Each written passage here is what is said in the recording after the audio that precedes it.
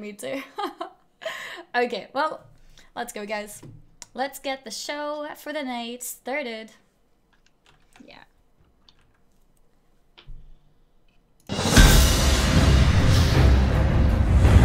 Hello, everybody, and welcome to Wowhead Weekly show number 155. Never mind that black screen. I'm Annie, or also known as Annie Fuchsia. I'm a full-time streamer on Twitch, and my co-host for the night is the lovely Perculia.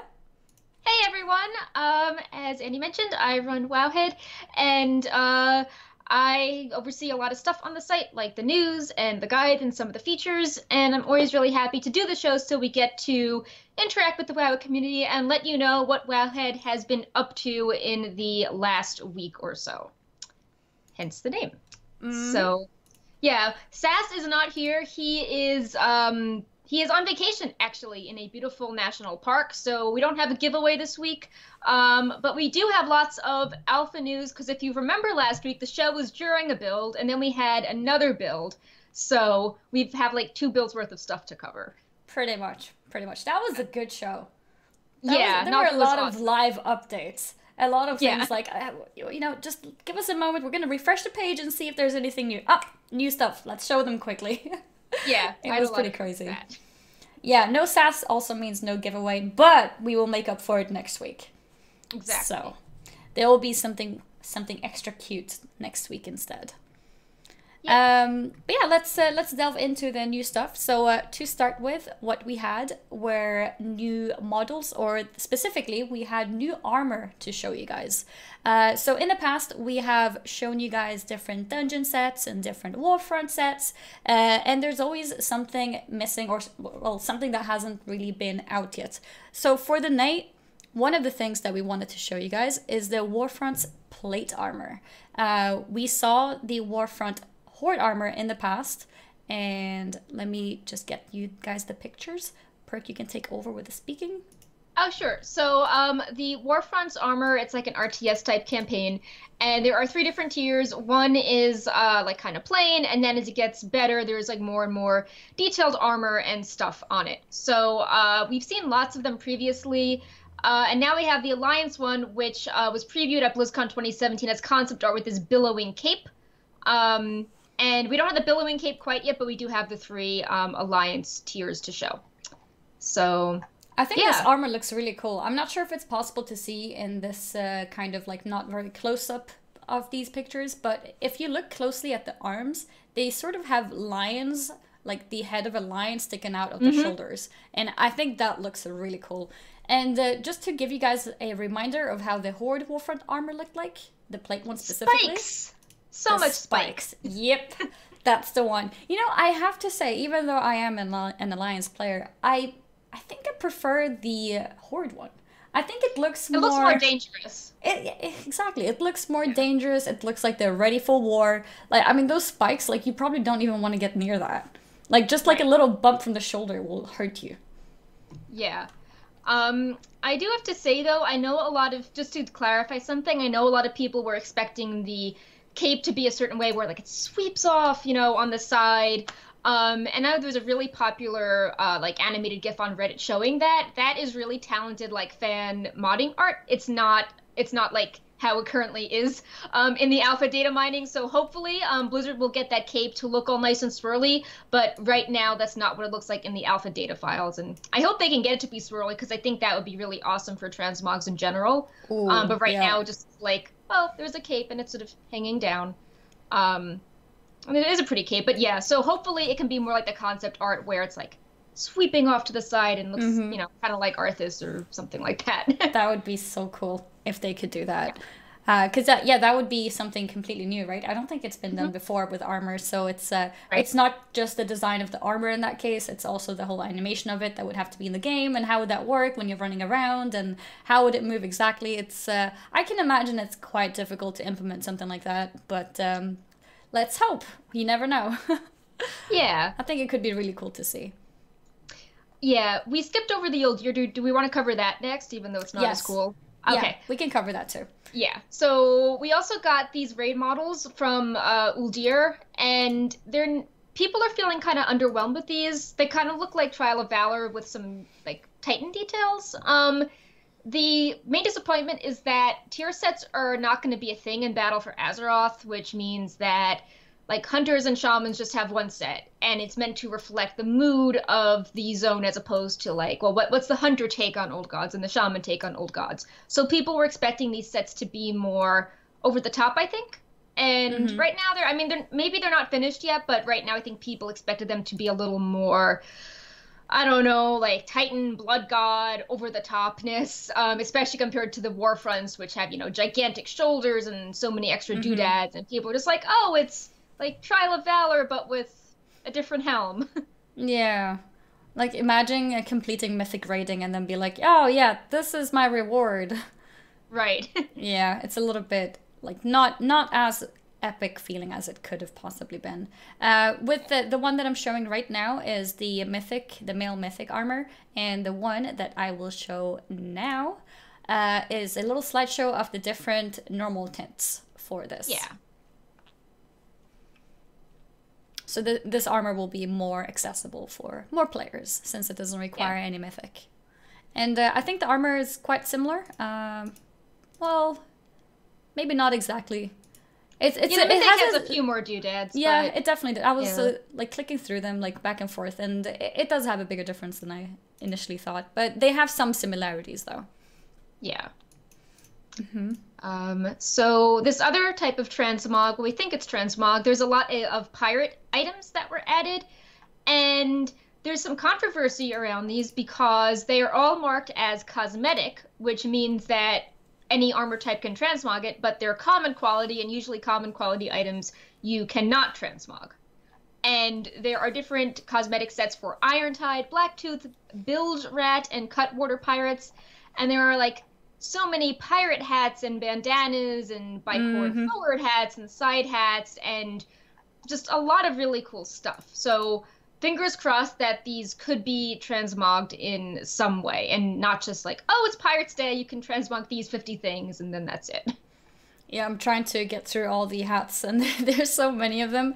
I'm gonna let this one scroll through one more picture for you guys to see, and then I'm switching over to the next one.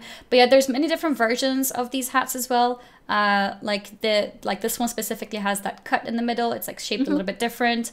Then we got these ones as well. I think we saw some of these last time.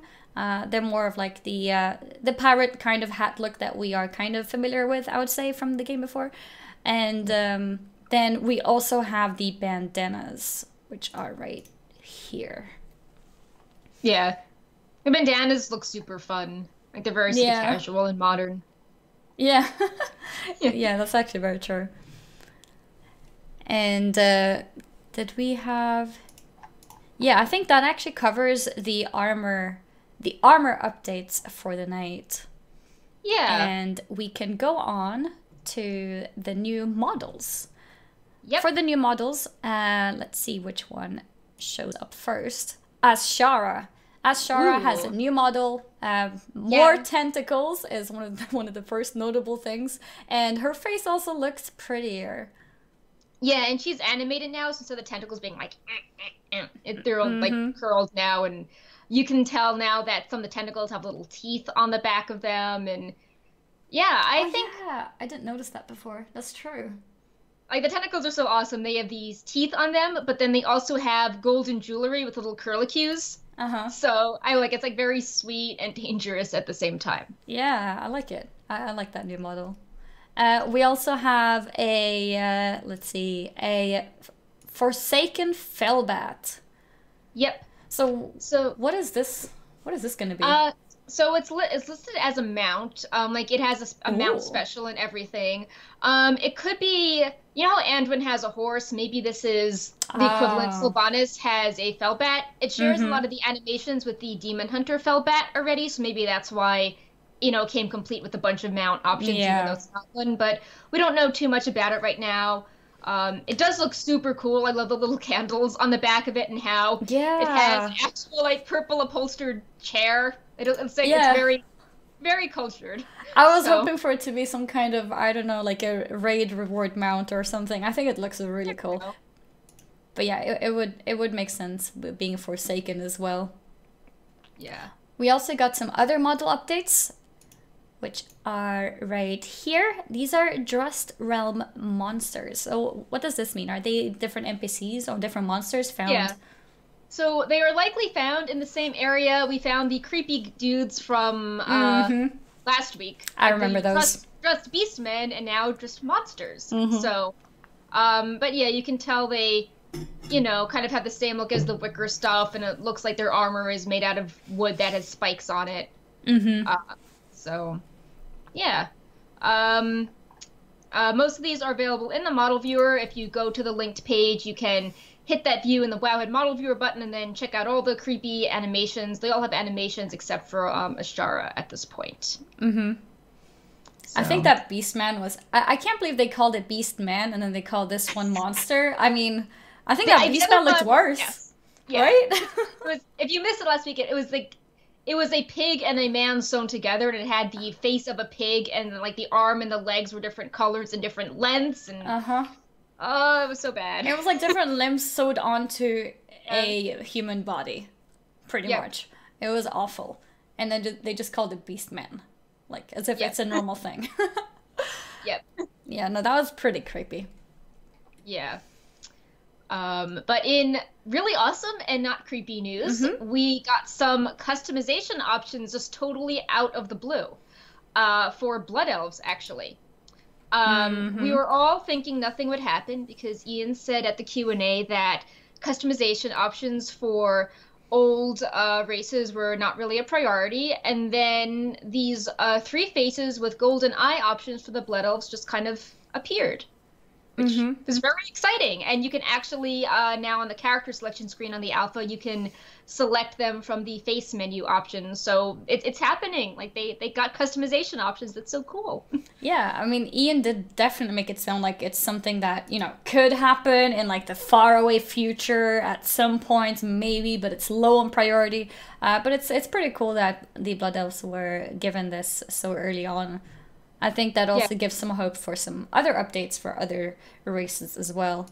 And so this was the close-up for the female and the male in the slideshow. And then we also got full body picture right here, just to give examples of how it could look like with different armor. Yeah, so you can dress them up in the Wowhead dressing room. Remember, it's a face option. There's not a separate eye option. And for lore reasons, Lady Liadrin in her Hearthstone art does have golden eyes, so there is precedent for it, and it makes sense that the Blood Elves are now using the Purified Sunwell, and as opposed to the Fel Magic, so that's why their eyes can change color. Are there any customization options you would like to see added in the future?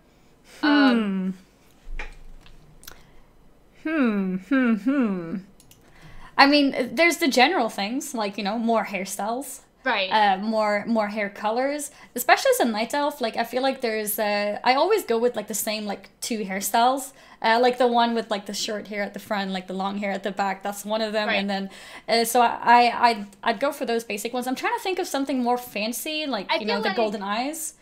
I think high elves, like, if there was, like, the sky blue eyes could be interesting. Ooh. Like, there are high elves in the Void Elf starting zones, so, I don't know, it would be interesting if there was some sort of high elf skin. For Void Elves? I mean, that sounds crazy. I don't know where else, like, the high elves joined the Alliance. It wouldn't make sense if the Blood Elves had the high elf tint. But, I mean, a high elf option would be cool, and everyone always asks, like, you know, Wildhammer tattoos. I don't know if they'd be their own separate allied race, but it would be cool if their tattoo options could exist in some form. Yeah. I'm trying to think of more, like, really cool ideas, but I can't think of anything right now. Yeah, like, to me, I'm like, oh, I want night elves to have, like, pink hair, or, like, you know, and after it's like, no, that's not really lore related, so. Yeah, exactly. But yeah, no, I'm looking forward to any kind of updates. I think customization is always a very fun thing. Like, being, you know, such a big RPG, like, role-playing into your character, the more you can change with your character, the more personal it'll feel, which is nice. Yeah. I think that's also interesting how... I wonder if Ian was... I don't know if he was deliberately saying that, or if a dev was like, oh, it's not going to be the back burner, I'll show you. But it was funny how he literally just sort of tried to throw us off the trail of expectations, and then Yeah. right when he says that, this option appears. So maybe there's hope that other things that are not coming soon are coming soon, like heritage armor for older races. That would be awesome, because he said Yeah. that wasn't coming either. So now Yeah. maybe it is by Ian Logic. Mm-hmm. So yeah. That is very true. I think that actually covers all the new sort of model and armor updates. Yep. So less of the visual things, and we delve into some lore instead. I think before we get into this, I should probably put up the spoiler tag. Yep. It's that time of the show. It is that time of the show. Spoiler tag is up. Yeah. And ready. So, what we have for tonight is lots and lots of broadcast texts, many stories revealing different things, and the first thing that we can start off with is how the Mag'har orcs joined the Horde. So we've got some broadcast texts to show you guys, right here. Do you wanna introduce it? So this comes about because we hear a mutual friend has suggested it is time we collect on an old debt. In doing so, we could add loyal soldiers to the Horde ranks. And then, in saving Draenor from Garrosh and the Burning Legion, this champion, us, earned the trust of the orcs there. They owe the Horde a debt. I propose we collect what is owed to us. And then another take is, oh, there's an army of orcs from another world that are soldiers and expendable. Interesting. So this seems like a pretty natural fit here. We use a shard of the item Garrosh used to open the time ways. We get the help of the, Dragonflight, and we go back to Draenor, and it seems pretty easy to pledge them to join the Horde, because it's like, we value strength and honor. So do we. Thank you for helping us. Yeah, we love you guys. What was interesting is that the Overlord Gayara, who is the leader of the Mag'har that joins them, says, years ago, the heroes of this world journeyed to Draenor and fought beside us against the Burning Legion, but it didn't really, in real life, it's not been years ago, so you sort of wonder how time passes on all these places, in Azeroth. But yeah, basically, it seems like we just go back in time, and the orcs convince them to, join up with us, and this also confirms that all the rival clans have joined together under Warlord Graumosh Hellscream, and now they stand as one tribe, and they're uncorrupted, and they call themselves the Mag'har, and they seem to work pretty well. Another interesting thing on speculation is that when it's suggested to you, they say, oh, a mutual friend has suggested it is time, and we don't know who that friend is. Like, is it Sourfang in the shadows? Is it Thrall in the shadows, because we know Thrall is going to be returning at some point, and Thrall played a role in Warlords of Draenor, a very big role, because he met up with his father in the alternate realities. So yeah, we're not really sure what's up, but right now it just means very smooth sailing, kind of like the Lightforge joining the Alliance, like sort of a no-brainer. Oh look, everyone's happy, we're gonna help each other. So yeah, it was definitely one of those that just made sense. Like, we believe in the same things, well, and we did this for you back then, and let's go, let's ally up, and it went pretty smooth. And here we can also see the mission successful text as well. How do you pronounce that name, by the way? Is it Eitrig? Eitrig? I think it's Eitrig. I'm sure chat will correct us. Okay, because I was trying to avoid to use the name, but yeah. So this is Eitrig going up to Sylvanas after the mission has been successful. We have not, or we don't know yet how the exact recruiting will happen. The scenario for that is not out. Well, I assume it's going to be a scenario, but that's for the future too.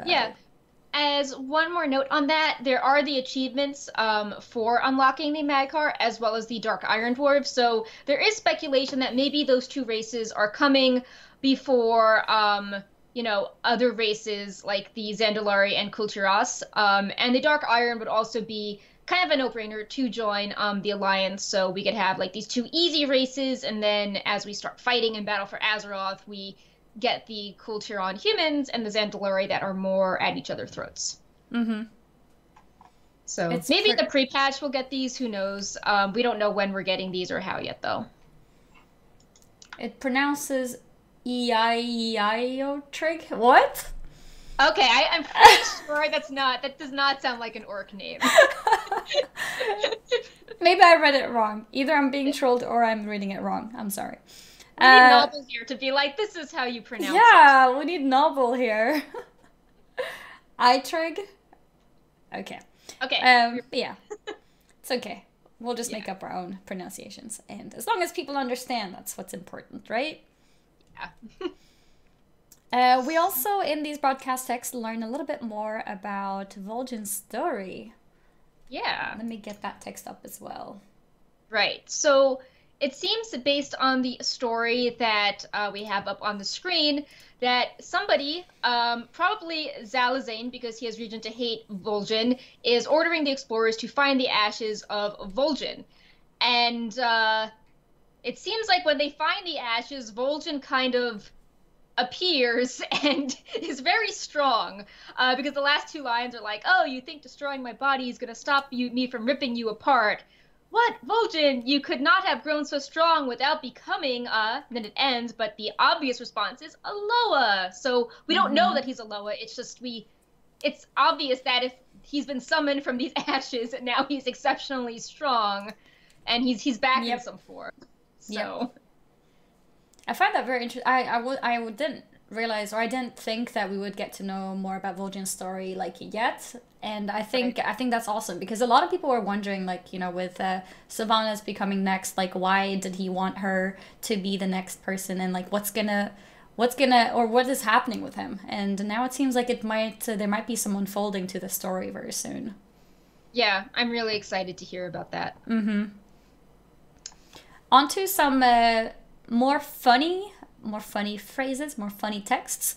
The Kaja Cola has got some new updated phrases. If you're not familiar with the Kaja Cola, it is an item or like a drink that you consume, and it makes you yell out different ideas. And that's how the goblins got their power. They were toiling away in the Kajamite mines, and then it made them really smart, and then they, all their ideas are basically from the power of this drink and mineral. And as you may have seen already, some of these are really funny. Like, the first one up here is reusable chewing gum. Share it with your friends, your pets, or even strangers. Yeah, I think I'd rather pass. Then, like, some kind of arcane crystal that makes you better in every way. A bit unstable, maybe, but that's okay. Oh, that trinket has been such a huge trinket this whole expansion. It's like, it's still so strong even with low item levels. I know. Or like the whole 100 suckers dropped onto an island full of weapons. Sell tickets to watch from zeppelins overhead. It's like, oh, that sounds like people watching like games on Twitch. Yeah. Yeah, like That's PUBG or something. Yeah. Or like, oh, Azurite Magic 8 Ball. Azurite or Azurong. So, we don't know how these will be used. Maybe if you consume the item, which is available during Cataclysm Time Walking, you'll have more of these funny ideas. But, it's nice to see the lighter side, in addition to all this really serious text making it in there. Yeah, always fun to see some funny texts. Yeah. Speaking of a little bit more of the serious broadcast texts, we do learn a little bit more about how the tactics are going around the Teldrassil battle. Yeah. Let me get those up as well. Yeah. So we have some from the Alliance and Horde. We later learn that Malfurion and a Night Elf captain are saying the Alliance ones, and Sylvanas most of the Horde ones. It seems on the Horde side that they are, the Moonstone and the Moonwell are sources of power for them, and by knocking that out, they're trying to reduce the Night Elf power, and they're also trying to do things like fight before Nightfall hits when the Night Elves become, stronger, and the Horde has the element of surprise on their side as well. While the Alliance seem to have summoned the Ancients to help them, as well as scooping up things from the ocean and trying to repurpose them. It definitely seems like the Horde had the advantage, and are they seem to maybe understand some Alliance magic that maybe no one really tried to tamper with before, while the Alliance has the defensive advantage as well as the, trees and wisps coming to their aid. Mm-hmm. It also sounds like the Horde sort of surprised them, coming from another direction as well with the ambush. Yeah. Like they say, our army outnumbers Malfurion soldiers 10 to 1. We must push farther into Darkshire while we still have this advantage. Mm-hmm. So, man, there's so many mean lines. They're like, oh, imagine to sleep for thousands of years only to awaken for this. Such a pity. It's like, yeah. Wow. Yeah. So, but yeah, it definitely looks like a surprise attack on Darkshore. And then, the Alliance are maybe stuck in Teldrassil and they have the water between them. So, interesting to see how reading it makes me so sad. I know. It's like, can we just get along and, like, fight Sargeras again? Or, Yeah. I don't know, free Illidan and, like, have, like, I don't know. I just feel, like, very ashamed reading all this dialogue on both sides, being like, no. Especially the home of the Night Elves. I don't know, it just feels so pure. Yeah. It's like it's not really related to any conflict. Although, like, Teldrassil was not always their home. It was a very recent addition, so, like, maybe to players it means a lot to us, but in Night Elf history, it was, more of a temporary thing. Yeah, I see what you mean. Yeah. But yeah, definitely as a player, like, I feel like it's such a heartful place, And then having it destroyed is so sad. Yeah. So, yeah. Well, moving on from Teldrassil, what do we have next? More sad things. We have the Ruby Sanctum. Oh, yeah. Reminding us. Yeah. So this is interesting because if you are a Death Knight, you know that when you get the class mount, you infiltrate the Ruby Sanctum, and then you resurrect a fallen dragon. And you might have known that there used to be a feat of strength during PTR testing where you have to slaughter all of the dragons. And then that was later removed for gameplay reasons. It seems like that story is now being followed up on, where the Red Dragonflight is talking to the Death Knight, and there are lines like, "It does not excuse the offense against my flight, but we acknowledge and appreciate your restraint," meaning, oh, you didn't get that feat of strength and kill everyone. But yeah, I'm not sure why the Death Knights are talking to the Red Dragonflight, but they are. So, because we haven't really had much of like stories that are very class specific, and now we have the one which is very specific to the Death Knights and the Ruby Sanctum. I wonder what that's going to mean. So my theory, I mean, it's a very tenuous theory, but when we get to the Stormsong Valley part of the show, we'll talk about how there's a note that makes Sylvanas look very evil, and she's like, oh, like, if you die, like, I will, like, you'll turn to my cause, or, like, I'll raise you anyway, and it kind of has Lich King vibes to it, so I don't know if the Death Knights are trying to deal with the Red Dragonflight. Like, if they're trying to, if the Red Dragonflight's like, oh, we need the help of the Death Knights to get Arthas and, like, get this under control. We can't have a Lich Queen and a Lich King. So I don't know if, like, the Red Dragons are, like, unwillingly trying to work with the Death Knights to have them contact their master and maybe get the Lich King involved in putting an end to this madness going on. Yeah, no, that's really interesting. So yeah, Death Knights, if you are a Death Knight yourself, then you may, the story may mean a little bit more to you. Yep. The class mount. Yep. Moving on, we've got some new dialogues from the Uldir raid, which is actually revealing quite a bit of story.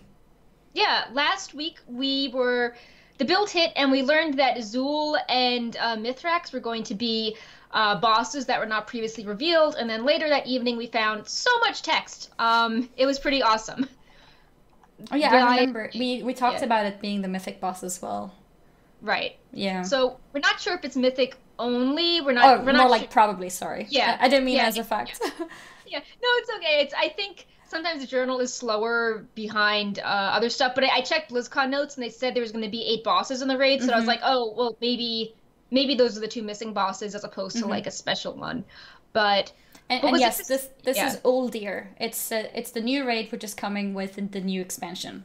Sorry if I said it unclearly. It's not Ulduar, it's Uldir. It's a new raid that we have not encountered yet. It does have some similarities to Ulduar in that there is the presence of the Titans. Here, this is a Titan facility. And the Titans were trying to experiment on Gahun, the blood god, because they thought maybe he had the potential to defeat the old gods, but instead things went horribly wrong. So, Yep. as usual for the Titans. Mm-hmm. I don't know which image you have up. Do you have the? I was gonna ask which one you want me to put up. Yeah, let's put the selfie and the first one, and then the Talanji one. The which one first? The one that has more text. The mother one? Yeah, the mother one. Gotcha. All right. So there's this boss who's named Mother, and that stands for the Matron of Tenacity, Herald of Endless Research. I actually found that really funny because I didn't realize at first. I was like, why are we calling it Mother with all caps? I know. Mother! Yep. So, And then I was like, oh, okay. Gotcha. Matron of Tenacity, Herald of Endless Research. so first you fight her to prove your worth, and then she tries to help you. And she explains the Titan facility to you, and you learn that the facility experiments on lots of life forms to find solutions for the corruption of the old gods. And they like Gahun specifically because he could reanimate expired tissue, but they weren't exactly sure. They could never get the test to work. And when you enter the data vault, they have something really funny, which is that they have 75 norgabytes of every existing chemical compound, 950 billion norgabytes of musical playlists, and self-portrait images. So I don't know, maybe their research didn't go well because they had too many selfies. Too many selfies. Yeah, that's funny. And then we also learn that they thought that Gahun would hold the key to combating the old gods, but they said, this didn't work, and alternate research trials are being developed, and they are scheduled to be deployed in 2,364 cycles, which obviously does not seem soon enough if Gahun is on the rampage. So we kind of move at a faster pace than the Titans here. And then Mother also describes to us how we will access Goon's vault as well. It's like a lot of interesting information from Mother. Like this was only a small segment of it, but she has a lot to say actually. So if you are interested in seeing more of that, you can click the article. Yeah. We also have a lot of conversations between Mother and for the Alliance brand Bronzebeard, and then for the Horde Princess Talanji, the daughter of Rastakhan. And, I guess those two characters will be leading their various factions into the raid. And, they have, their Brown's motivation is that obviously, archaeology and Titans are his thing. And Talanji obviously cares because, Zul created this rebellion and tried to kill her father. And I'm going to show the text here, which actually talks about her father right here. Yep. She says, Zul, how is he alive? I saw him die by my father's hand. So it's like, and then we go, hypothesis. Gahun reanimated the specimen and enhanced it. Further testing required. It's like, obviously Gahun, it's not doing what the Titans expect him to do here. Nope. So, in the dialogue, Talanji's like, okay, can we do something about this? And they're like, we're still doing research. And she's like, no, we have to do something now. I don't have time. We are dealing with Gahun. So that's basically, that's the rough story of Uldir in a nutshell. Gahun's rezzing and corrupting people. The Titans thought they could reanimate things for good, but now it's going to evil. So we have to put an end to Gahun and Zul, who we thought was eventually defeated, but is now still alive thanks to Gahun. Yep. And we have his dialogue too. We're not showing it, but it's a lot of old god sounding phrases. Yeah. As well as Gahun's blood flows through my veins, tremble before my power. So it's like, so now you are definitely infused with Gahun. That's just amazing, and things will be even worse now. Yeah. And specifically saying that he reanimated the specimen and enhanced it makes it kind of scary as well. Because Zul was already very powerful. And yeah, we learned last week that he was, trying to work with Ashara and they would be equals, which also makes me think that if she's like, we'll work together, we're equals, obviously they weren't if she just sort of left Zul to be a boss in the first raid. And it's like, actually, you were one of my minions. Like, I'm not going to save you or turn you into a Naga, like, have Cahoon. Or maybe it's like, maybe Ashara is now working with Cahoon as well. So all of this is very scary and far-reaching. So we have one more article of broadcast text. The first three were from the build that hit last Thursday, and this was from the build this week. It wasn't as exciting, but we learned a few interesting things. Magni is trying to get everyone to use the Heart of Azeroth, and the Alliance and Horde both kind of call him the King of Diamonds, which is the ominous-sounding prophecy from Il'gynoth. So Nathanos is like, I suppose we're just going to let our champion take a trip with the King of Diamonds.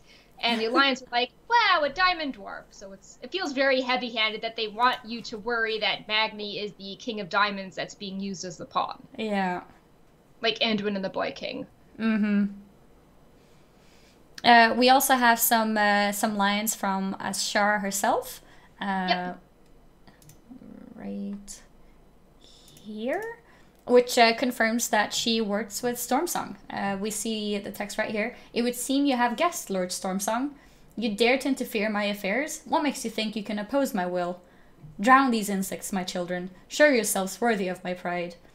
And two more lines here. Enjoy this victory. It will be your last. How tenacious. Feel honor in your accomplishment of living long enough to face my pride.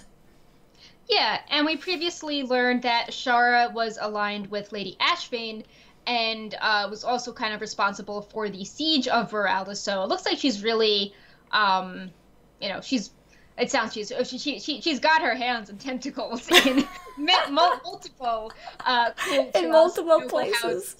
Yes. Yeah, I like that. Good pun perk. Yeah, it's a great one. Perfect moment. Speaking of tentacles, we're gonna get to see more tentacles a bit later on.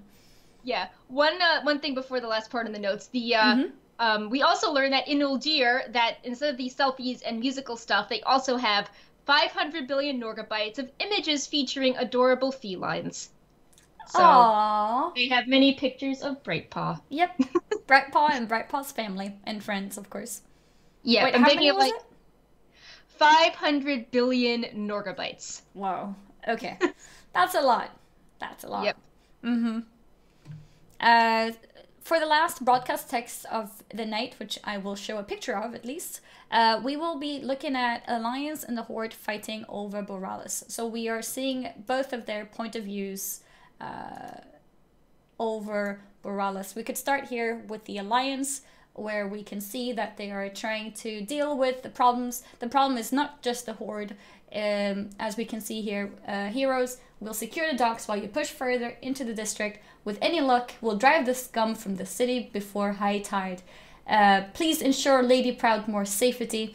And what's interesting is that in the middle of all this chaos, the Horde is like, okay, you know what? This is the perfect moment for us to also interfere and try to get as much of the valuable things in there as we can. Yeah, they even say things like, oh, look, Ashvane's attacking the Alliance. This provides us with a convenient exit. It's time we take our leave and allow Borealis to burn. So, like, they don't really seem to care that, there's this old god threat. They're just like, oh, this is convenient. Like, we can just do our thing and not have to worry about the Alliance, which is disturbing, especially when we talk about Chronicle and how, so much of Chronicle Volume 3 is about when the Horde and Alliance sort of work together or take down things that are super difficult and almost impossible, and now they're just like, well, we don't care about the threat, we're just gonna like kill each other. Yep. And you can see like the third line here. So this picture that I'm showing right now is the Horde perspective, and they say, though while we're here, might as well see what other treasures we can find. Like right. It's like they're not caring at all about what's going on and just trying to, make use of the time that they have to steal anything they can find. Yeah, this also makes me wonder if the Horde will get a similar attack, because everything is pretty balanced on both sides. Like, Rastakhan gets betrayed, and Proudmoore gets betrayed, and, Teldrassil, and, Lordera. And so that makes me wonder if, Zuldazar will have a similar, full-on city attack. Like, we know there was a coup, but the city seems to be doing fine, but this seems like the entire Alliance city is, like, being engulfed in a tidal wave. Yep. So I wonder if something equally awful will happen to the Horde City. Yeah, it's a fair point. I think it's definitely a possibility. Most of the other things are pretty balanced. Yeah. Do we want to keep spoiler on for the new zone, or I don't think it's not? necessary. Because they're just visuals. I think we can remove. There's the one line which is a little like, oh, they're mean, but I think we don't need it. So yeah, I think we're good. I think we're good. So yeah, we've got some new zones to show off to you guys. The zone specifically that we're gonna start with is called Stormsong Valley, and we have got a lot of pictures. Let's start here with the general area, general landscape. You see lots of green, lots of flowers and mountains, and just general greenery, I would say. It's a super pretty open zone. I know a complaint of Legion was that the zones felt really small. And it was like, oh, we're cramming this tiny area to be themed after this environment and then totally different environment here. But in Stormsong Valley, like these sweeping vistas, it feels very immersive. Like it's not like, okay, here's the one farm in the zone and here's the one mountain, here's the one city, and now there's a totally different vibe. It just feels like you could actually explore and you could, take a walk or just idle around for 5 minutes and still be in the same area, which I think is cool for the atmosphere. Yeah. I think all the greenery kind of reminded me of like a sort of Nagrand in a way. Maybe not as green. Winds. Yeah, exactly. There are some parts which do look a little bit darker in specific areas in the zone, which we'll get into. But the next part that we can show is the Kultiran fleet being blessed. Here, let me show the... if I can find it. Actually, you know what? First, I'm going to show you guys the Highland Pass, which is the first quest hub area. So we're going to be looking at different pictures here while I look for the next area. Yep. And if you want some more context about the zone, this is located north of Tiragard Sound, and it's home to numerous farms and shipyards. And all the Kultiran vessels are blessed by the ancient order of the Tide Sages, who are a religious group who commune with the sea to guide Kultiras's legendary fleet. But as we've seen with the sea and the monastery in Borealis, they're kind of hostile to us, so maybe not all is well, even though the zone looks very pretty and green at first sight. Did you find the images? Cool. We got it. Let's see, where were we? You wanted to look at the fleet being blessed. Yes. I think. Yeah. Yes, here. I'm wondering if it's the right pictures being shown here. Give me 1 second. Yeah, it is. Okay. There we go. Yeah, we can see the fleet here being blessed by the sea priests, the Tide Sages. And while everything sounds all good and everything, something that we noticed going into the different areas is seeing how much of tentacles we see everywhere.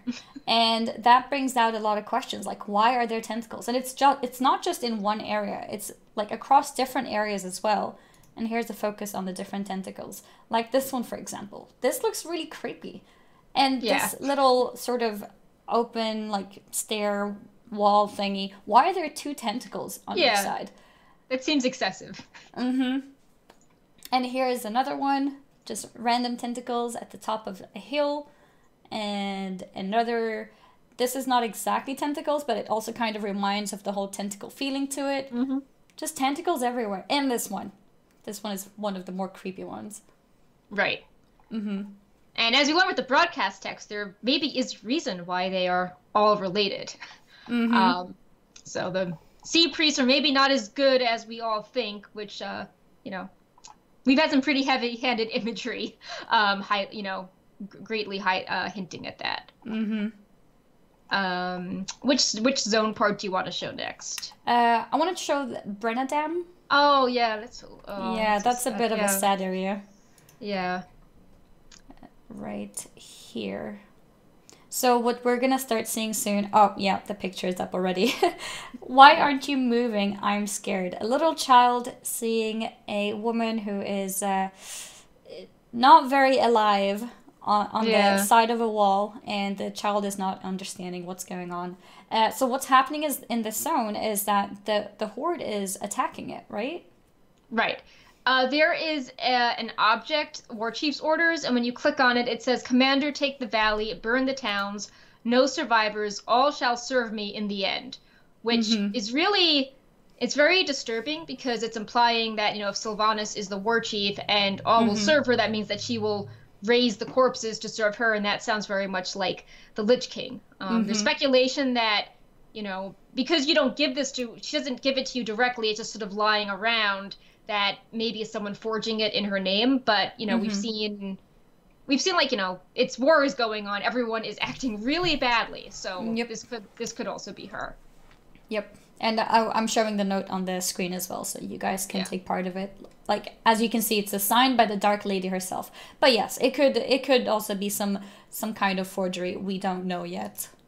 We will see. But so in this zone, we can see lots of corpses and just like a lot of sad things, a lot of dead people. Yeah, it's really dark. Even if it still looks pretty green because of the nature itself, it's still pretty dark.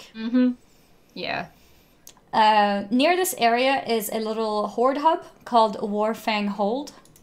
This little horde hub is apparently sort of looking over the area, which I guess is giving them like a good view of where to attack and what to do, which is kind of creepy as well. It's like they're looking out at everyone.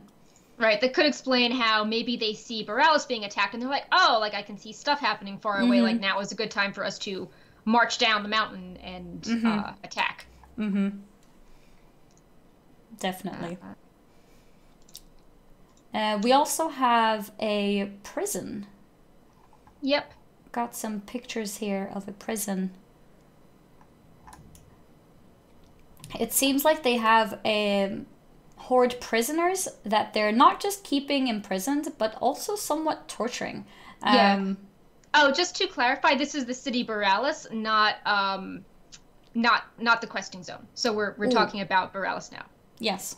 Sorry. Which is fine. Yeah. So this is Borealis, and next to the keep there's a prison, and it doesn't look very good. We just talked about the horde being not very good to the Alliance, but that's an interesting question because all the NPCs that are capturing the horde are listed as Proudmoore's forces, and we know that the Proudmoores hate the horde, but they also are not friendly to the Alliance at first, so we don't know if they're just doing this on their own or following Alliance orders. They could just very well do it on their own, and the Alliance could be opposed to it. We don't know yet. Yeah, that's a good contrast that you pointed out. So we first see the horde being the attackers, or like the bad guys, and then here we see how the Alliance is treating the horde as well.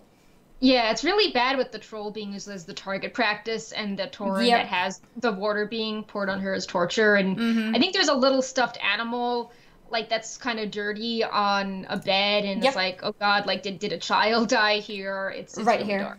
I have the picture shown right here. It's a little stuffed animal, which brings up the question: hey, are they keeping children prisoners? Right. So really disturbing stuff. I'm wondering if there was something else I missed from the Stormsong Valley. I'm jumping ahead of myself. There was the Pepe. Oh yes, the yes. Pepe. Okay, yes. So we have a zone called Sagehold. I can give you guys a few general pictures of the area. Oh, more tentacles in the background. Yep, of course. So this area of Sagehold, which is in Stormsong Valley, also shows us Pepe. Yep, Scuba right Pepe. Mm-hmm. Yay. We were previously wondering where we're going to find this Pepe, and now we found it. Yay. Pepe is cute. Pepe is cute. Yep. And I think that was it for Stormsong Valley. Yeah, that's it. Yep. Now we can keep on going. Yeah. So, besides the prison, which is... It's sort of creepy what a contrast this is. We have this horrible prison in Borealis, and then right up above... by Proudmoore Keep, we have the very luxurious Proudmoore Academy, which previously we saw the area before, but there were no NPCs, and now it's filled with like gardens and doodads and like admirals and cadets and captains and maps and boats and stuff, and it looks very elite and like, oh, Kulturan heritage, look, we're so proud of the sea, and then they're like torturing people down below. Yep. So I don't know if this is in the slideshow, but there's this really weird thing where I talked to an NPC and he threw me into the ocean with an anchor, and it was a weighted anchor, so I couldn't like swim back up. It was really strange. I'm not sure why. Yeah, I have that here in the slideshow somewhere. I noticed that. So is it a part of a quest, or does it just randomly happen? I just was talking, and he was like, oh, he's like training, and he just sort of threw me out to the ocean with this anchor on me. Okay. Yeah, I think it's in the slideshow as well. I remember seeing those pictures. I think maybe now that the pictures are turning a little bit more darker, a little bit more like nighttime. Yeah, as we mentioned earlier, there were loads of pictures, loads of beautiful shots, and I tried to include as many of them as possible. I believe it's after this one, actually. So after this one, we should see it. So it's an NPC that you talked to who had an anchor. Yeah. Here it is. Yeah. Yeah. And then, what, she throws you into the ocean? Yeah, with the anchor. And then you're supposed to make it out alive. Something like that. Mm-hmm. Well, there it is. We got the pictures. So, yeah, it looks really cool. Also, as a side note, Borealis looks obviously things look super different in night and day, but I feel like when it's light in Borealis, all the buildings just sort of have this very nice pinkish glow, which can look very drab during the night, and it just, to me, looks so much better when it's not night outside. Yeah. Like, when I have to take alpha coverage, if it's night, I'll just be like, oh no, I missed my deadline, I'll do it tomorrow morning, just because I don't think the pictures make it look very flattering. It's a good point. It actually makes a big difference whether it's night or light outside. Yeah, and I know everyone's be like, oh, duh, but it's just, I just feel like Borealis, because it's so brown, it doesn't look very good at night, more so than, other zones like Ashenvale, which is like, oh, look at this nice purple light. It doesn't look very good. Yeah, it doesn't too navy, and yeah. Mm-hmm. Mm-hmm. I think that covers the new zones for the night. Yep. Yes, I believe. Yeah. In that case, we can go on to some other news. A lot of people, this probably does affect most people, or a lot of people. There's been some changes to how the quest list is working. So there's been a lot of changes to quests in general since way back. I remember when we could only have 25 daily quests per day. Mm-hmm. And then I think they increased it to 50, or did they just make it infinite? So I think it was, it became like world quests, and you could do as many as possible, I think. Mm-hmm. I think also the quest log is, sorry, go ahead. Yeah, sorry. Because I was going to say, I think during MOP, with all those reputation grinds, I think that what they did was just remove the cap of how many daily quests you could do. Right. I think before that it was 25. But I don't know if that was considered a world quest even then. But anyways, yeah, you were saying. So the quest log was just at 25 right now, and Ellipse had a tweet that a new function was returning 50 as the max number for quests, up from 25. When we investigated that, it was not the max quest cap was not increased to 50, but we did learn that any quests that were an account quest, like a battle pet quest, no longer counted towards the 25 quest limit. So you can now have more than 25 in your log. So that's, I think, really good news, especially for pet battlers. Do you think they'll change it to 50 in general as well? Just not properly implemented? I think it would be interesting if that were the case. I don't know if Blizzard, I could see it going both ways. Like, suppose Blizzard said, okay, we actually want you doing the quest, not having like 4 different zones in your log, maybe, yeah. Or like getting muddled, like, oh, like I can't keep track of all these storylines. I have so many quests. Mm-hmm. So maybe if you have less, it actually encourages you to do them. So then you have a reason to have your log free to pick up more of them. Or, yeah, I mean, like, it's alpha. It's very unfinished. Maybe more stuff is coming on the way. Because I could imagine so in the past, when you left the zone and you leveled a bit in the new zone, and then you noticed, like, oh, I've still got these 5 old quests, but, like, I don't need them because they're great now. Right. But now with the changes, they may not go great for a long time. So maybe... Oh, that's a good point. So maybe now there's more reason to leave, a couple quests in, like, each zone that you have passed by, which maybe gives reason to have a bit more than 25 in your quest log. Yeah, that's a good point. I think it could become more relevant. Yeah. Another update on quests is that low-level dailies now have a new glowing effect. I actually have a picture of this to show you guys. Right there. They're very glowy. It's impossible to miss this. These are not all dailies, so it's not when you're max level, everything is going to be glowing. These are just the low-level ones. Mm-hmm. I think I kind of want this for low-level just quests in general, not just dailies. Right. Because I wouldn't mind that being expanded. Yeah, like if you're, looking through old zones to see if you've missed any transmog or missed just anything in general, I think it could be nice to have an option to show all the low-level quests to also be lighted up. Yeah. Because sometimes they can be kind of hard to see, because they're kind of like gray on your screen. Right. And I think that could help if you're going for a completionist kind of direction. Yeah. Next, we are discussing some achievements. There weren't a ton added, but the ones that were pretty interesting. Mm-hmm. There were new 2 Guild Feats of Strength, Hall of Fame Gahoon Alliance and Hall of Fame Gahoon Horde. And you have to be among the first 100 Alliance guilds worldwide to defeat Gahoon, or among the first 100 Horde guilds worldwide to defeat him on Mythic difficulty. Which is interesting because there is a faction imbalance right now, and we don't know if this was sort of meant to parallel the PvP gladiator rewards, where it's the same amount of people on each faction, and maybe that would help with faction balance, because right now it would be easier to get it Alliance side than Horde. Because way more people raid Horde. Yep. I think this is interesting because I think it would give somewhat of a balance. Like guilds might be more interested in working harder for it because now they're getting this possible achievement instead of just feeling like they're on the wrong faction for raiding. I'm also curious if this will be in addition to or replace the realm first or world firsts.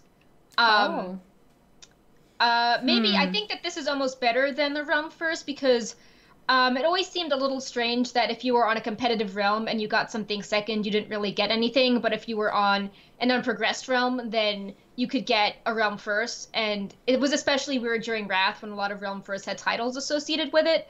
Yeah. It always seems like, oh, I killed this 5 months before you, but I was on a progressed realm, so I don't have my special realm first title, but like you do. So I like this system better than the realm first, but I still hope they have like I don't know, something to highlight world first in some way, or I'm not sure what that could be if it's not an achievement, but I don't know. I think that since other things are better as esports, it would be cool if they could revitalize rating in some way to make it more, I don't know, streamer or competition friendly.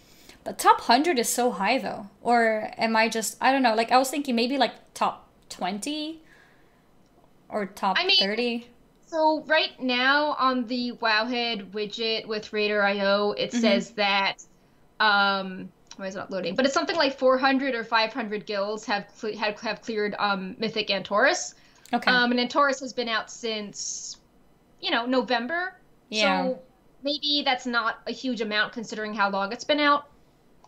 Yeah. Like we're at the end of March now, so people have had many months, and I'm also curious to see what the balance is. Like maybe if like more than 50% is Horde, then there's not too many more than 100 guilds that are Alliance side that have killed it. So it'd be interesting to do the math and see how many people right now have actually gotten Alliance Mythic Argus. And it's gonna be, is it gonna be 100 first Alliance and 100 first Horde? Yep.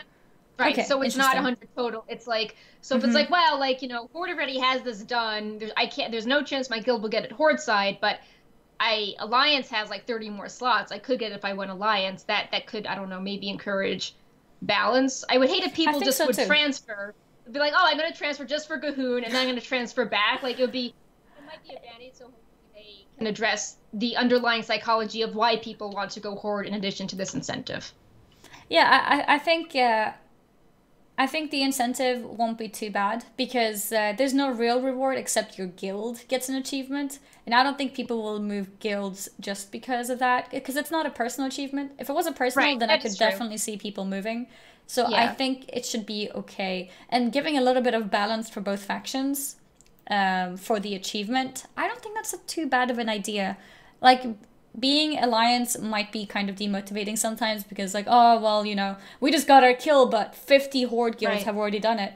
Well, now it's like, oh, you know, we're actually one of the, you know, first maybe 10 guilds on the alliance side.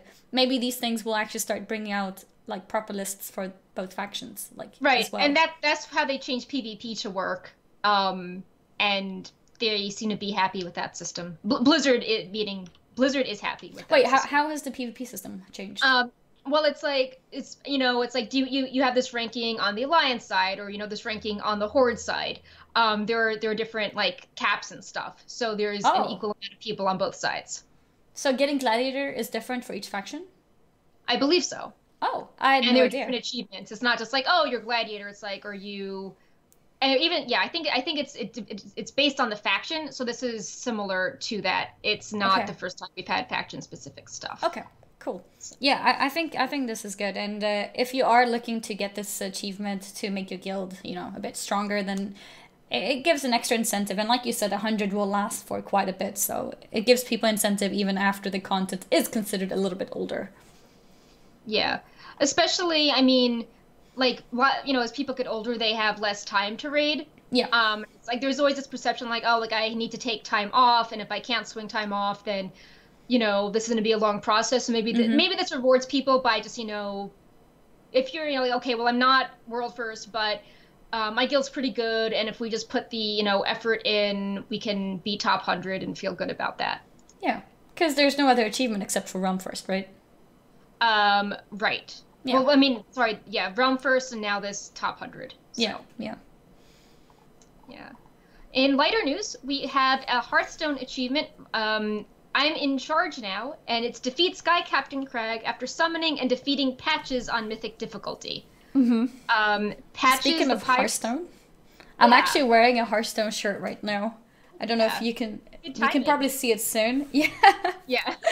I'm wearing a Hearthstone shirt right now. It's like a pint of beer, I think I would say, with the Hearthstone logo there.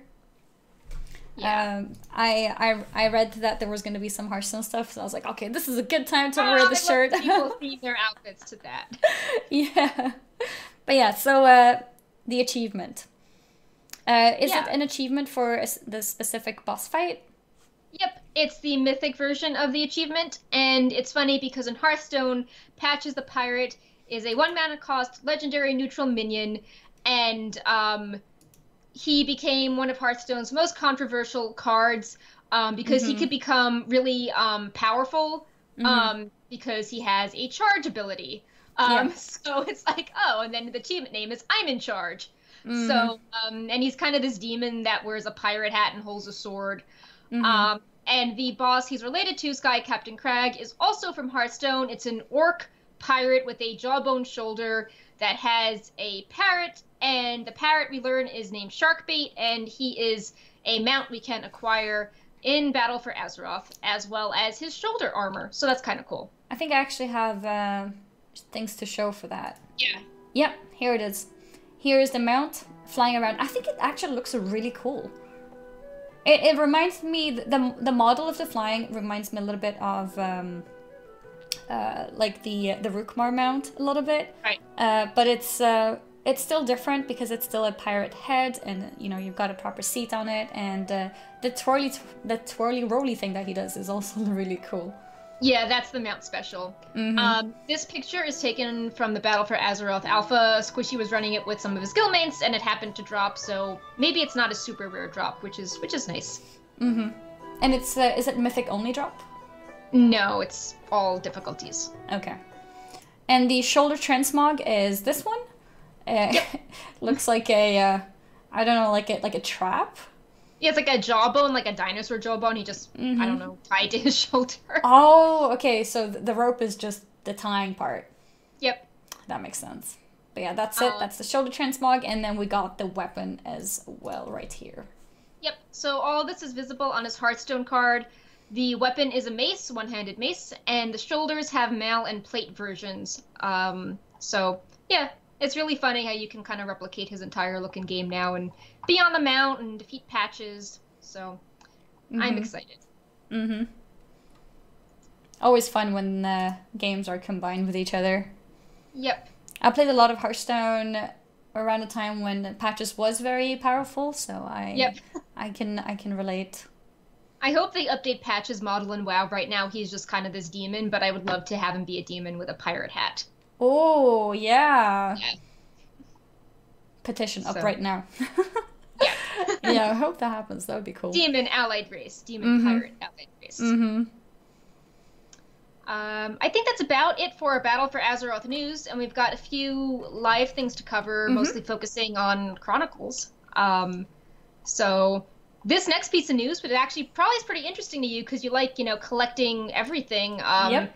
Zerev has gotten all achievements. First guy to do that, all in Legion. So lots of achievement points, and congrats to him. Yep. Yeah, it's so it seems to be the first time that anyone ever got 100% of all achievements. Most achievement farmers like myself, usually what happens is as the expansion is going towards an end, we start, looking through our achievements and, getting them all done. One by one. I just actually completed Field Medic, like yesterday, actually. Right. Spent a few hours farming that. And what normally happens is I start getting really close to completing it. I think my highest ever was maybe 98 or 99% or something. And the new expansion hits. And then it's like, okay, well, now I'm back at like 70%. Gotta work myself up again. But it seems like now what Zerev has done is actually complete it. 100%. Right. All For me, achievements. I was big on completing them in like Wrath and Cataclysm. I think I was like top 100 players. But my thing was like, I just was not, that the PvP was getting to me.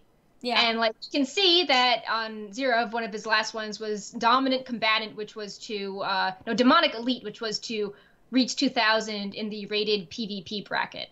So that was always my weakness. I was never like, Gladiator PvP in addition to collecting pets and all that. Yeah.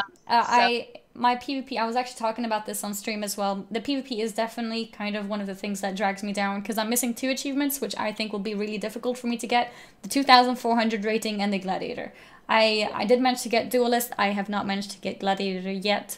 And even if I would get all the other achievements, I would still need to get those, and that's quite an investment. The good thing is though that if you do it once, you don't have to do it again. So that means if you spend time on it, like if you did spend time on it, let's say 2 years ago, then you don't have to worry about it anymore. It's not something that you have to continuously do.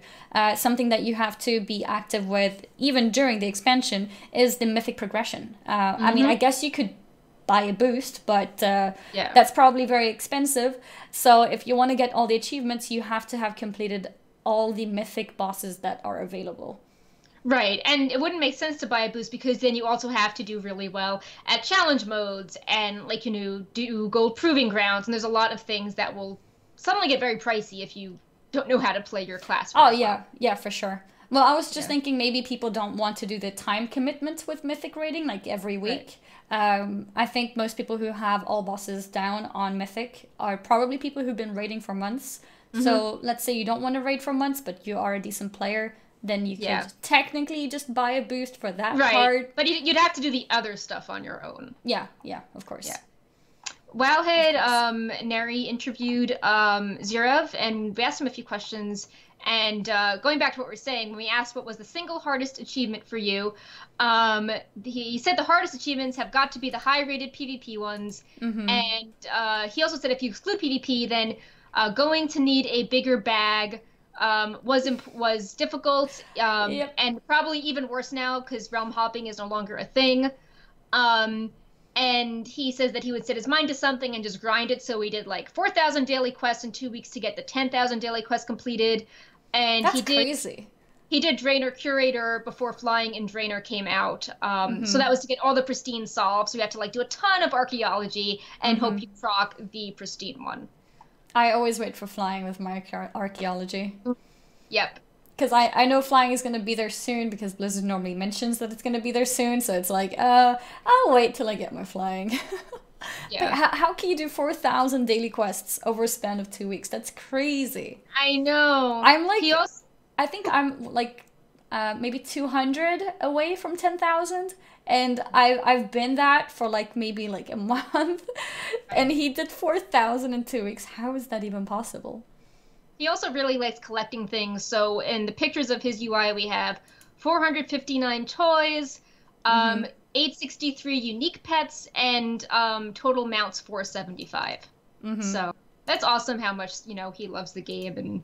And yeah, I think usually if you are a collector, you kind of like to collect everything. So it's like the achievements in particular have like, you have a goal with achievements. Like you have to have this for this achievement to pop up. With mounts, it's not the exact same thing. So you may not be like wanting to get, or you may not have a goal to have every single one of them, but you do still want to get as many as possible. Yeah.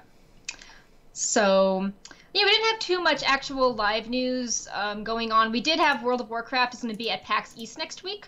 And just to run through it, there's going to be island expeditions tested there. We assume there's going to be some dev streams, so maybe we'll learn some new info where the devs will like play with island expeditions on Friday the 6th and Saturday the 7th.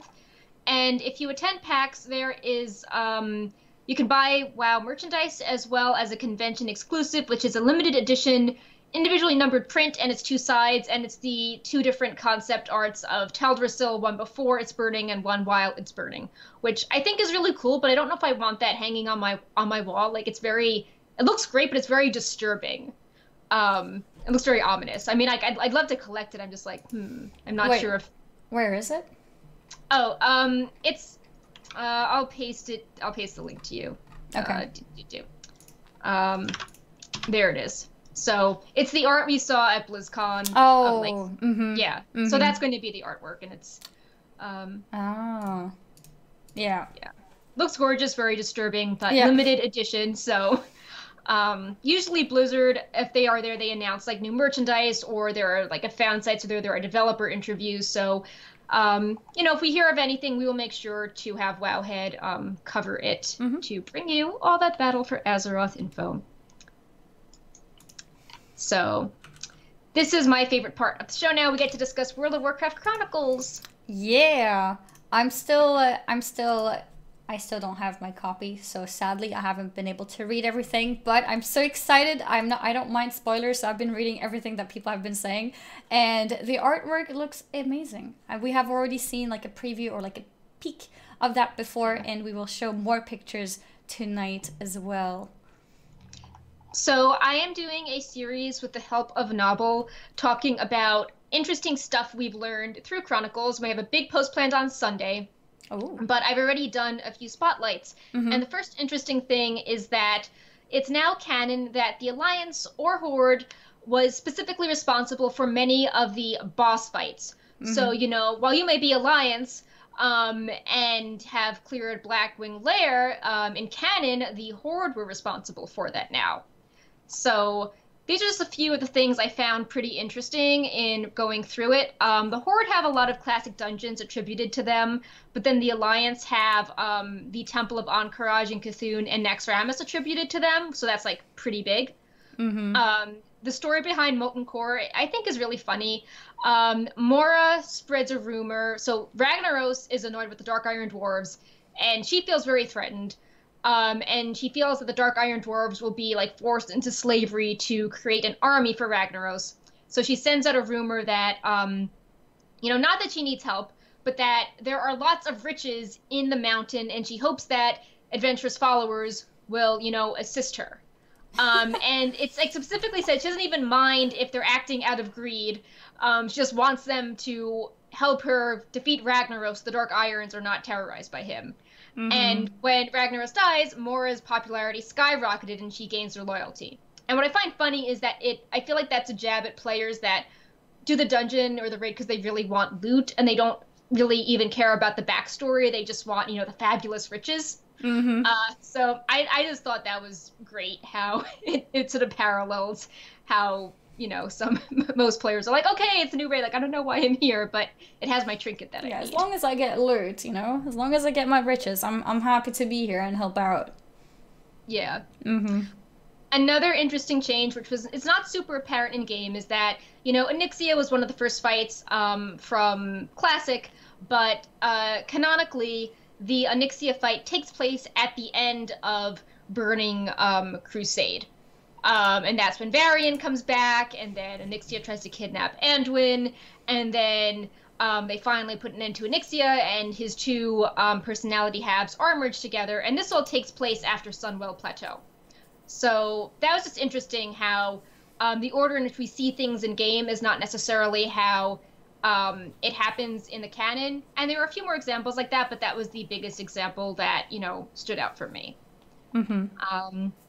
Wrath was actually pretty straightforward. There's a lot of neutral forces uniting them, like the Kirin Tor, Argent Crusade, and Explorers League. And yeah, it's just so sad, like we're fighting each other so much now, but in Wrath, everyone put their differences aside and worked together really well. And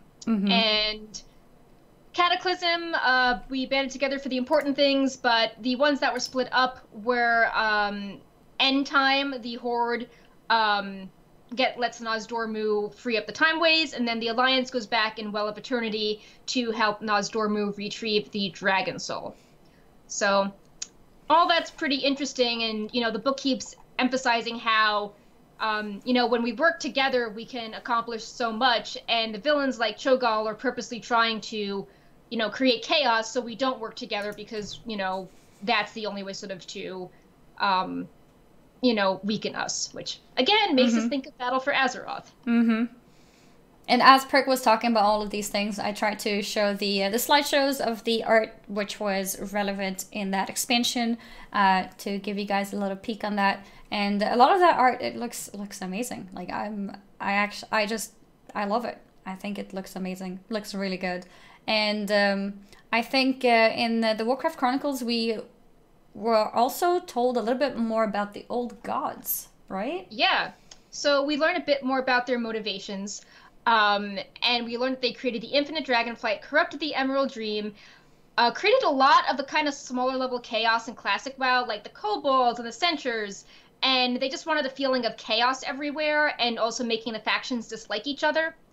And then Cho'Gall notes that he's like, when you defeat Cthulhu, the two factions had proved that they were unstoppable when they put aside their differences and united.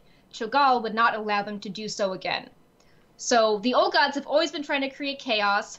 Cho'Gall's whole story is kind of retconned because Madan, who was at the very superpower son of Garona and Medivh, is not really in Chronicle at all. Like, he's sort of written out, and as such, Cho'Gall, who was very intricately tied to him, is not really he has a more sort of involved story where he is the one responsible for loosening the chains of Cthulhu and reawakening him. He loosens the change of Yogg, which then strengthens Yogg in Wrath of the Lich King. So he's a more active role, and we kind of learn why the old gods come to life as opposed to they periodically do. But the biggest lore reveal was that it's been hinted that N'Zoth played a role in the Cataclysm, and now he is 100% behind that as of Chronicle. So he empowered Deathwing. He also had Queen Ashara be involved in Vashir. Deathwing decided not to destroy Stormwind because it was part of N'Zoth's plan to corrupt Stormwind and have it lose their faith and have them join the Twilight Hammer. And what was very interesting is that as we're fighting, in Dragon Soul, when Deathwing escapes and then he starts sprouting the tentacles, it's not just, oh, look, it's cool, or, Deathwing is corrupt. It's N'Zoth specifically trying to give Deathwing more energy, and Deathwing's body can't handle all the energy, so it starts just falling apart and sprouting tentacles and becoming very unstable. Which is kind of sad when you think about it, because N'Zoth told Deathwing that he could rule Azeroth if he put up with this pain and was empowered, but in reality N'Zoth was going to just destroy Deathwing once he was done. So you do feel, I don't know, and it sounds weird, but it's his race is kind of extinct, and he's being used, and he's being tortured so much. It's very dark the more you think about it. Yeah. I think it's really cool that we got some more information on the old gods in the Warcraft Chronicle. Was it something that you were expecting? I wasn't expecting the factions to be split up the way they were, but I was expecting N'Zoth to have more of a role in Cataclysm. Because like even Hearthstone was hinting that he had a role in Cataclysm. And it's like, ooh, Battle for Azeroth speculation, because now Ashara is a boss, and he could be back too. So, yep. And I think that covers the Warcraft Chronicle summary for you. Yep, stay tuned on Sunday for another like novel video in-depth review. We do them usually every month, but with Chronicle coming up, we're like, oh, we should do one like now, because it's, you know, everyone's like super into it. So it takes a lot of work to do, but I'm up for it. I'm up for, you know, summarizing and doing Sunday. All of that work. Yep, yeah, I need to catch that for sure. Awesome. On to some other, kind of lighthearted news. Kind of different type of news. I'm going to show you guys a picture of a tweet. That's not the tweet. There it is, the tweet. It's a tweet from Family Guy that says, Leroy Jenkins, tune in Sunday at 9/8 on Fox TV for some Warcraft magic on #FamilyGuy. A lot of people started wondering, like, what does this mean? As you can see in the picture... Yeah, good point. It's that is exactly April 1st as well, in case you guys didn't realize. And there's a picture of a somewhat orc versus the human, and it makes you wonder, like, what is gonna happen? Yeah, I'm not sure if it's a full episode or not, because it looks like a full episode, but then if you look at the TV listings, the listing does not sound very Warcraft focused at all, so maybe it's like a little segment of it. I'm not sure, actually. If you're watching international and you don't know exactly what Family Guy is, it's, you know, it's like a comedic show, very popular in the US. It's currently in its 15th season. It's won some Emmys, other awards. So yeah. When I first read it, I was like, oh my god, it's gonna be like another South Park episode, and then I was like, okay. It seems like there's not so much information about it, and it's also on April 1st, so maybe it's like an April 1st joke thingy. I don't know. Yeah, it's also Easter, so it's like everything is. Yeah. It's also the day Noble Garden starts. It's very busy. Everything's Sunday. Happening. Yep. Yeah. But yeah, so there's that to look forward to see what's up, to see how we have affected Family Guy. No, I'm kidding. Yeah. Yeah, Family Guy is popular in Sweden too, actually. Oh, interesting. I'd say relatively popular. I think there's quite a few of the American shows which are kind of popular. Like Family Guy is one of them. South Park is another. Simpsons is another one. These were never dubbed in Sweden in particular. I know that they've been dubbed in certain other countries, like I think Germany and maybe France. Yeah. But Sweden has always been one of those countries that does not dub. Certain cartoons where the language is very important to the humor in it, and so they're pretty popular here in Sweden too. Cool. So that's about it for our live news. Just a few quick things happening on Wowhead. We have our Artist Corner Spotlight this month is on Fabelina. She is widely known for her Overwatch Fairy series. She's like very creative at coming up with like armor and hair sets for, you know, reimagining Blizzard characters in different situations. And the prize for that is one digital avatar drawing. So definitely get on that if you're interested. We also have a ZAM Network Gamer Survey answering some questions about mobile gaming, like, you know, PUBG on mobile. You could win Chronicles and Game Time for that. And in guide news, our PvP guides written by gladiators continue to come along. We are up to 28 spec guides. And we also launched a guide covering what you should do before Battle for Azeroth. Either things that are totally going away, or they will be around, but you need to do a lot more work or find a group, and it could be more difficult to get that done. So stuff like artifact challenges, or the Violet Spellwing, or, you know, maybe, hey, if you want to get the Shackled Urzul from our Mythic Argus, you should do it now when it's not a 1% drop rate. So, yeah. I was wondering, because I noticed a Fisher Friend of the Isles being mentioned. Yeah. Why do you think that's going to be harder? So I think that's going to be harder because when you have enough people in a group, the rate of acquiring the special items that last for 2 minutes increases dramatically. Oh, So it's a yeah. faster rate of acquisition, and if you're doing it by yourself, it will be slower. Good point. Yep. Okay. Got it. Yeah, I remember I So, farmed that in a group actually. I think we were a whole raid group. It went really fast. yeah. There's also stuff like, you can do Talon's Vengeance after Legion, but the Ivory Talon to collect the Marks of Prey can only be used in the Legion PvP World Quest areas, which could be, abandoned in BFA. So lots of stuff like that. If you have any guide suggestions, do let us know. We are cranking out lots of guides. Our current project is Mythic Plus guides, especially with time trials coming up. We want to have lots of good resources for people looking to get to Mythic Plus. And, we also are doing some more Battle for Azeroth and just general, player guides like this one we just talked about. Yeah, I think this actually covers all the articles that we wanted to mention to you guys. Unfortunately, we don't have SAS here, so I don't think we have like a question wrap up or anything. No, we don't. Yeah, I don't have anything like that. Yeah. I have tried to look at chat to see if there's any questions, but it's hard to say. I think most of them were answered in one way or another, but not sure. If you, like we have said in the past, if you do have any question that we could not answer during the show, feel free to list them under the YouTube videos as well. Especially if you're not watching this live, feel free to post any questions that you have in the YouTube video, and we could pick your question to be answered. Yeah. So, I think with that being said, it might actually be time for the show to wrap up properly. Yeah, I feel like next week it's going to be pretty interesting because we'll have stuff like, PAX East will be going on then. So that will be, I don't know, maybe the show will be like right as they're announcing stuff. That would be pretty funny. So I'm looking forward to next week's show a lot. That'll be fun. There was no YouTube question answered today because there was no question. I think most people who commented were just comments. So it seems like everyone who wants a question answered normally makes sure that they're on the live show and they ask SAS. That's why I'm a little bit concerned about today. Like, I'm sorry guys, we probably missed your questions. But just letting you guys know, we do look at the YouTube comments. So if there are any questions, we will not miss it. That's for sure. Hey YouTube. Hey YouTube. Hey. I saw some subs and resubs as well during the show. So thank you guys for that as well.